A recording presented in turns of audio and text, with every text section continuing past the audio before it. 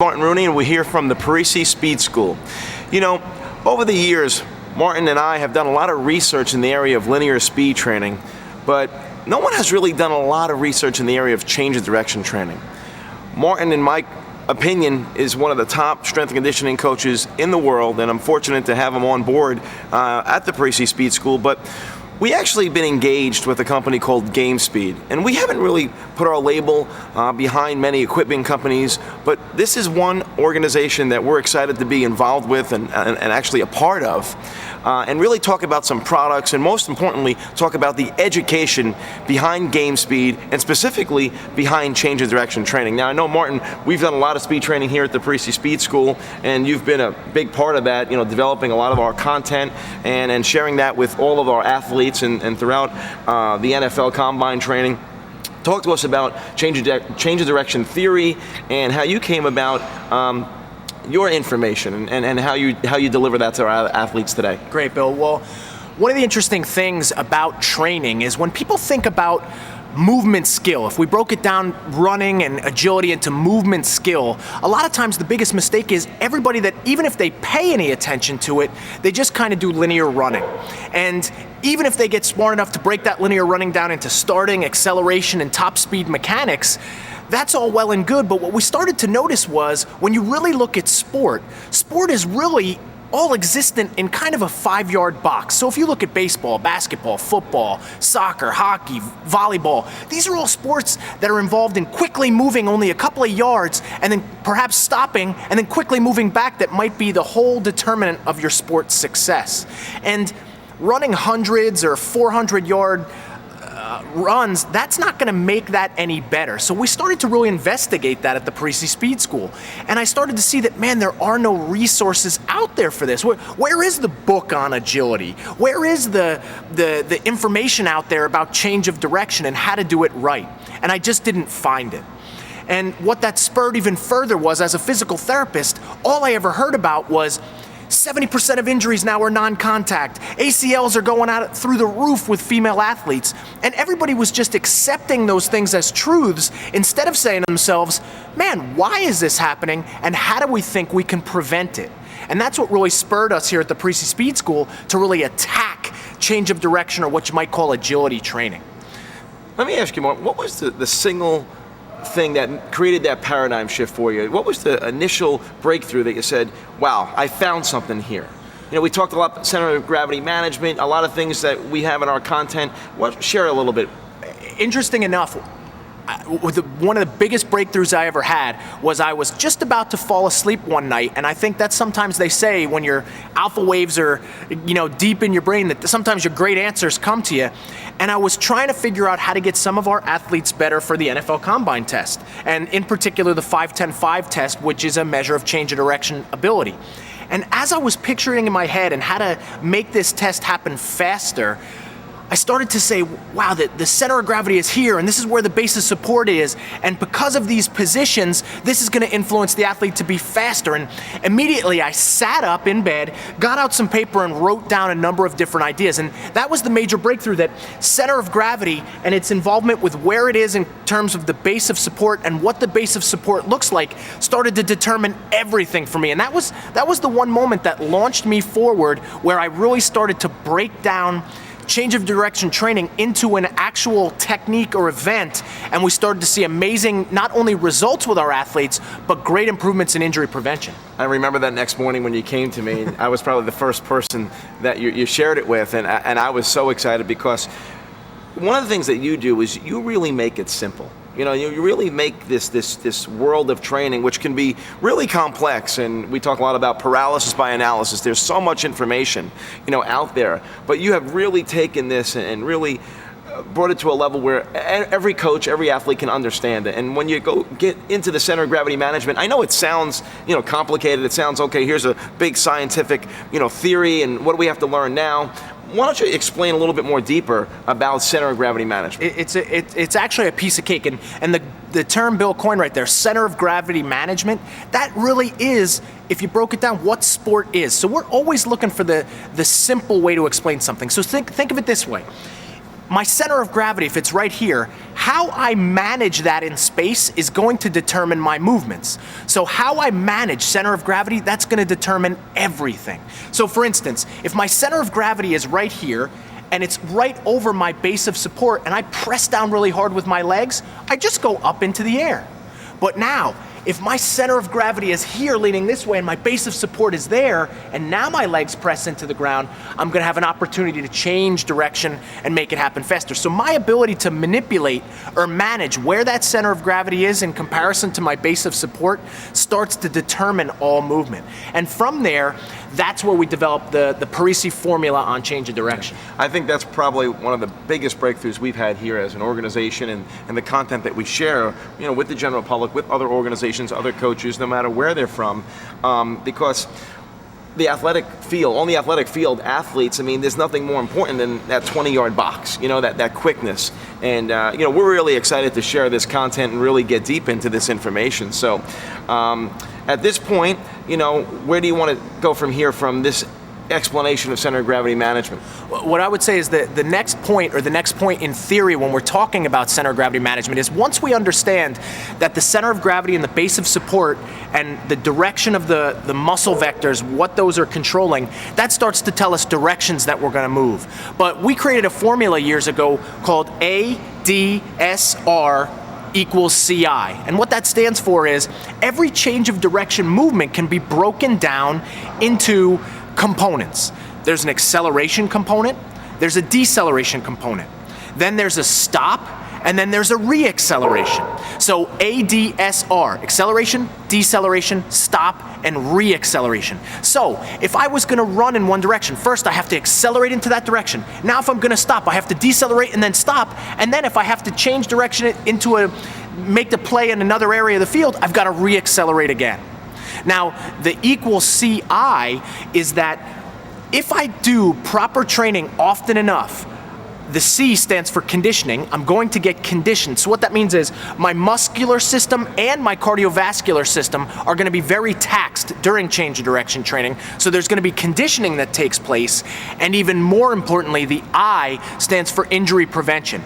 And what I mean here is with those adaptive changes of the muscles and the motor programs or the motor vocabulary, which we're going to talk about, that you develop with proper change of direction training, the studies are out there to show now that many of the injuries that everybody thought were just happening are almost 90+% preventable. So that's the exciting part about this training is not only are you getting your athletes more fit, not only are you preparing them for higher level performance, but you're also helping them prevent injury. Yeah, we talk a lot about conditioning and conditioning the tendons, the ligaments, and all these other components within the body, elements within the body that get conditioned with change of direction training. And we also talk a lot about the importance of running all year long, conditioning all year long, how we say world-class sprinters don't take winters off from running. And the same thing with high-level athletes. And the base of our running in the winter is change of direction because there's such a conditioning component to that. It's so much more taxing than linear running because of what you said, the formula, the deceleration aspect, the stopping, the re-acceleration. These are all drills and I should say skills that can be taught, can be learned, can be improved. And the way you've broken them down into this formula is really genius, and it's really exciting again because you bring it down to a level everyone can understand. A young athlete, a 10-year-old, can really kind of understand, okay, I'm working on acceleration, stopping, changing direction, re-accelerating. So it's very exciting on how you've brought this to the table, and where we are here, we're excited to take it to the next level. Great. Well, a couple other points that would probably be great to talk about. Where Bill said it's taxing. So maybe for the coaches or athletes out there, you might say to yourself, well, why is it so taxing? Running is taxing too. And one of the things that change of direction training does that the just straight running training doesn't do as much is there's a lot of eccentric training that happens. So as Bill said before, with those decelerations, which we're going to talk about on this video, before you ever learn to run faster or jump higher, you better learn how to stop and you better learn how to land. And during those events, that's where the force is reduced or absorbed. And if your body can't do that well or the muscles don't know how to do that, that's where injuries take place. So Bill said a very important thing that I think everybody has to hear too is that deceleration and agility, it's a skill. It's a motor skill, and what I've noticed over the years is that athletes are not born with this. So if you want to think about evolution. In evolution, when we were human beings evolving, we didn't really have a need to jump and land and run and stop and cut and move. We just had to be able to walk really far or maybe just run really straight away from something in danger. But we weren't stopping, cutting, making change of directions. And that's why I believe our bodies aren't as prepared for that when now that sport in the last 100 years has taken over humanity. This is why such a rash of injuries are taking place. So these things, these motor skills that we don't have, we've got to teach them. And we've got to do it all year long, and we've got to prepare the body for what we're expecting from it. So coaches, if you're asking your kids for high-level performance, but you are not showing them how to do that on the field before it ever starts, it's a recipe for disaster. This video is going to include a great progression of the agility training, but it's also going to control the drills, show you how to manage those, and really remind you that, as I said earlier, this is the most taxing session you can perform. The rest periods, the tempos, and the techniques have to be perfect. If they're not, then you're not as good of a coach as you could be, and that's what this video is all about, making you a better coach. Yeah, you know, we've done numerous videos, and I think one of the things that makes this video different is the depth of knowledge that we get into and the information, and how we've taken it to the next level. You know, when you look at any industry, you know, it continues, all industries evolve, technology, training, and you know, we're going in this circle where we're coming back to what we're talking about, you know, fundamentals, and fundamental stopping, you know, decelerating, fundamentals that are skills that we both, you know, obviously believe in, but have never been really addressed or focused on. And that's really, we're taking things that we've done, or we do as athletes all the time, but focusing on them. And I think the essence of successful training and conditioning is really breaking it down and having focus on specific elements of your program that really map back to the game itself. And when you say any drill you do, does it map back? How does it map back? How does it relate to my competition? There's a lot of relation on what we do here, the relationship of what we do in this training session and what you're going to learn on this DVD compared to what we're going to be doing on the field. Exactly, and that's what it's all about. It's training economy. You have to get the biggest bang for your buck out of what you do. So Bill said the biggest thing. One, it's got to be fundamentals. And you know what? The fundamentals can be made fun. That's what our job as coaches should be. So my job as a coach is not to run a kid's guts out until he feels sick and think that I'm tough. My job is to arm that kid and prepare that kid's body so that when he steps out onto the sports field, he's ready for high-level performance, and also, most importantly, that there's injury prevention. So when we talk about fundamentals, it's stopping. How often do you work on that in your coaching sessions? If it's not at all, then don't be shocked when your kids are getting injured, stopping because they don't know how to do that. It's getting in the right positions. It's understanding that the center of gravity should be low and towards the base of support. And an important line that you gotta know as a coach: repetition is the mother of a skill.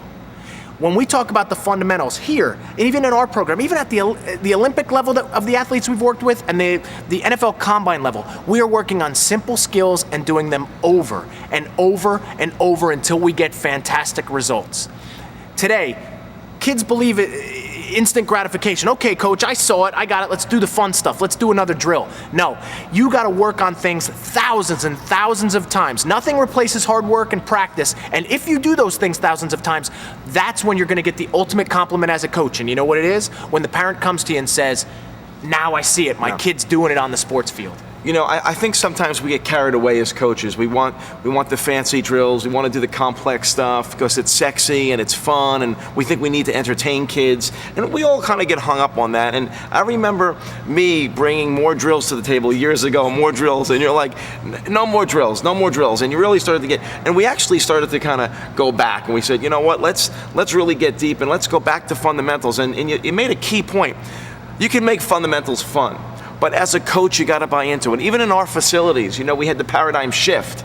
Say, guys, let's go back to the basics, and then we'll add equipment, because we're going to talk about the use of equipment today, but we don't want to just throw equipment on athletes and them do drills doing them incorrectly. Just to resist a drill, just to resist a change of direction or a linear speed drill, you might be enforcing or ingraining bad motor habits. And the key thing is, the foundation of what we're going to talk about today is really educating you on the fundamental skills of movement, change of direction. So, I can't stress enough that it is going to take some time for people to really, make this shift, this mental paradigm shift in the way they think, because again, I think we really get hung up with lots of equipment, lots of drills that look complex, and all these Olympic lifts and all these different things that we think we need to do, but we got to really hit the fundamentals. Bill brings up a really important point that what I always say with coaches is just because you might be bored or stale with a drill doesn't mean your athletes are. So remember, every year you're going to have new athletes, but our role or our job is to really teach those fundamental skills. So Bill brought up an important point. This video is not about product because, as he said, we have not really ever gotten behind products before. But we do believe that products can make things fun. But if you are teaching improper motor patterns by using a product, you've actually made the athlete more dangerous to themselves. So what do I mean by that? If you take an athlete and you make them faster, or you make them jump higher, it's just like putting a bigger engine in a car or taking an airplane up higher into the sky. Now, if that car doesn't have any brakes, or that airplane pilot doesn't know how to land, you have just increased the danger. And it's interesting, but I have a theory that perhaps we're making kids even more injury prone today through training. Because let's face it, more kids than ever are training today, yet injury rates are at an all-time high. So that tells me something isn't happening in the training out there. So, hey, my kid went and I got him a lot faster, but I never taught him how to change direction or stop, decelerate, cut. So now that kid that's faster, that then when he asks himself to do that on the field and doesn't have that motor program, now he's even at more chance for injury. So this is the stuff, coaches, that we want. I don't know how we want to make it happen for you, but you got to have that trigger moment that this is a paradigm shift. And man, every drill has to have a start and a stop. Every drill, I have to develop a set of eyes that I am really looking for specific techniques. And that's what this video is going to give you. That's the advantage. And then we're going to give you some great drills to keep your kids engaged with some equipment, but only after they use perfect technique to do it. I really envy you in a lot of ways, because first you just received your black belt. Congratulations on that in judo. And being a student of the martial arts like you've done, and now working on your second book, Training for Warriors 2. You've taken, and I know you've taken a lot from the arts, your study of the martial arts, the discipline, the how they train, their focus. And in any art, there aren't hundreds of drills, whether it be judo, taekwondo, or obviously jiu-jitsu, which I know you're a big, very much involved with the Gracie family. And you've taken that content or that theory and how they train, and you've brought it to the area of strength and conditioning and speed training, where we don't need thousands of drills, Specifically when we talk about enhancing performance on the field from a movement skill perspective. Let's master these fundamentals just like a martial artist would master a number of kicks, a number of throws, a number of blocks. And when you think about how a martial artist trains, they focus, they really get the drills down, the techniques down, and then they get into a competition and they have to react. But they have these built-in skills, these motor skills, and training for sport is really no different. So, we're taking this, and that's why I'm excited, because we talk about training the martial athlete, really being disciplined and focused. And the word martial is, kind of a little militant, but you really have to be militant in a way to really be able to adapt, this theory. And really, again, you might be bored with your training and a sense of your drills, but your athletes might not be. But you have to really have them have that paradigm shift to really get this stuff down, because without a doubt, you're going to see a great improvement in performance. Bill brought up a couple of interesting points. Now, when he talked about the martial arts, and it's true, which I've been involved with for over a decade, some of the best systems only have a certain number of movements in it, but you spend a lifetime trying to perfect it. And that's why it's called an art. And training is an art. Now, what's interesting about it is, for any artist, let's take a painter. A painter has just a certain number of colors to work with and a certain number of brushes, and he's got the same canvas. Yet an artist versus another artist can produce very different art. And that's what you've got to do as a coach is, hey, what is my art? What is it that I do with these kids? How can I always refine it? How can I make it better? These people spend their whole lives working at it. And this is the challenge that we have for everybody out there from this information that we're sharing is, hey, am I always challenging myself to think of new things or to really perfect something or create a system? And I can't say enough about just the repetition. Today's society, the kids, as I said about instant gratification, they want everything really quick. And what's even scarier is parents want that high level performance and they want their kids to succeed, but nobody is investing the time in it that they should. And even more importantly, free play today has disappeared from the American population. And as a result, change of direction, kids climbing trees, jumping out, landing. These skills they're never developing them when they're supposed to when they're young either. So this conservative lifestyle that we have today is even further impacting us, because then 2 days a week, the kid goes to one practice and then comes out for one game and is expecting high level performance and then suffers a devastating injury. All of this is preventable, but we've got to get kids excited about movement. We've got to get our coaching better to get perfect movements to take place so it doesn't happen. And we've got to bring more information out like this to the parents and the kids of America to make a change. You know, just to kind of wrap up this session before we get started with some more content in this DVD, I just want to say that, you know, we're so excited to bring this to you because we know there's thousands of drills, thousands of pieces of equipment out there, and we're behind GameSpeed now because, you know, one, we believe in the equipment and the product line, but number two, we're not going to promote anything without education, without really getting deep in how to use this. And what we're saying, first, before you even use the equipment, you got to really understand these fundamental principles and practice them and apply them. Then we can get in, then once you get to the equipment, because we do believe in equipment, but it has to be applied appropriately, and that's the first part of this DVD. And as we move on, we're going to get into more exciting drills and all the other areas to improve performance. But I'm really excited to get started and get into this. Yeah, I think it was a great interview, and we're going to try to share more stuff like this with everybody all the time. And our first part of the DVD, we're going to share the theory and the progression, which coaches, I still think that's more important than some fancy drill. So just like the kid that wants to take creatine and, you know, NO explode, but he still wants to eat McDonald's all day, there's a disconnect. So before you skip right to the drills and let me see these great pieces of equipment, I want to get these, let's go over the theory, make sure you've got the progression right so those kids are prepared before they ever set foot or wrap themselves up in a piece of equipment, because that's going to make the difference in your training and that's going to make the difference in your results. Awesome. I think we're ready to get started. You ready to get started? I'm ready. All right, let's go. Let's get started. You know, before we get into the progression of change of direction training, I know Martin has a little trick up his sleeve to explain center of gravity management. So Martin, what do you got?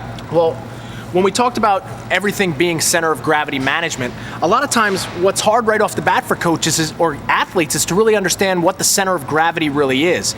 And in theory, the center of gravity is a space kind of about an inch below the navel. And to kids, that's hard to understand. And I'd always say to kids, your center of gravity's right here, your center of gravity's right here. And while I was wearing a stopwatch, I kept hitting the stopwatch. And I started to notice that, well, man, hey guys, the center of gravity, if you look, it's right here. And what's interesting is when I turn to the side and I bend forward, the center of gravity actually stays in the right spot. So now my center of gravity is actually right here. It leaves the body when you change positions.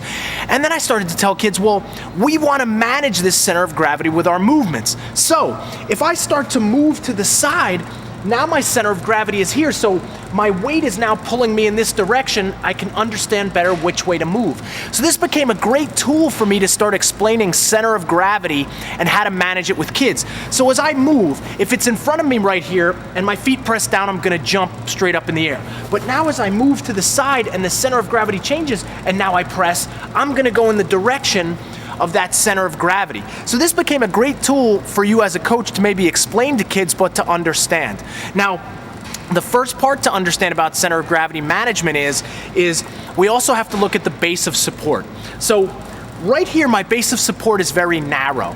And my center of gravity right now is as far away from it as it could be. So the further my center of gravity is away from a narrow base of support, the more unstable I become. So right here, I'm not in a great position to change direction or move anywhere, and I'm gonna be easy to knock down. So now, I make the base of support even larger, but I still keep the center of gravity away by standing tall. I'm a little more balanced, but still it's gonna be more difficult to change direction and move around.